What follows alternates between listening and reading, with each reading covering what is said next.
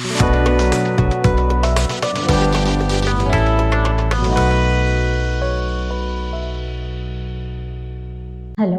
I'm Dr. Satyashri, pulmonologist from Visakhapatnam.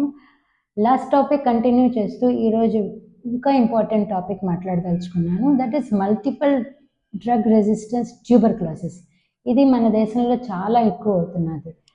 TB అన్నది ఇప్పుడు కూడా మనకి మంచి మందులు ఉన్నాయి. ఫస్ట్ లైన్ ఆఫ్ డ్రగ్స్ అంటారు. అది గవర్నమెంట్ హాస్పిటల్లో ఫ్రీగానే ఇస్తారు, చక్కగా ఇస్తారు. కరెక్ట్గా డ్యూరేషను, కరెక్ట్ డోసేజ్ వాడితే తగ్గిపోతుంది. కాకపోతే కొంతమందికి ఏమవుతుందంటే ఈ గవర్నమెంట్ హాస్పిటల్లో డాట్ థెరపీ అంటే 3 రోజులకు ఒకసారి ఇవ్వడం వల్ల కొంచెం డోస్ ఎక్కువ అవ్వడం వల్ల కొన్ని సైడ్ ఎఫెక్ట్స్ వస్తాయి.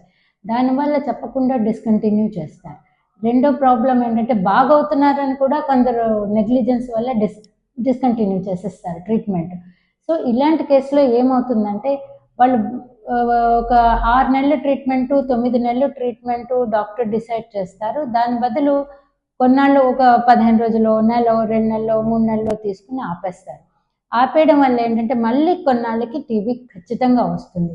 అలాంటప్పుడు మనకు ముందు ఏ డ్రగ్స్ అయితే ఇచ్చారో ఫస్ట్ లైన్ ఆఫ్ డ్రగ్స్ అంటారు, అవి పనిచేయడం మానేస్తాయి.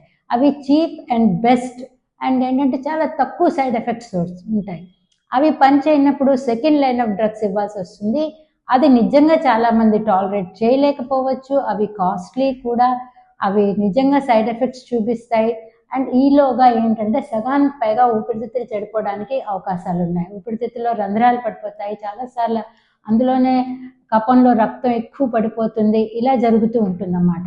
సో గుర్తు ఉంచుకోవాల్సింది ఏంటంటే మన దేశంలో ఎండిఆర్ టీబీ తగ్గించుకోవాలి, రాకుండా చేసుకోవడం అన్నది మీ పేషెంట్స్ చేతిలోనే ఉన్నది.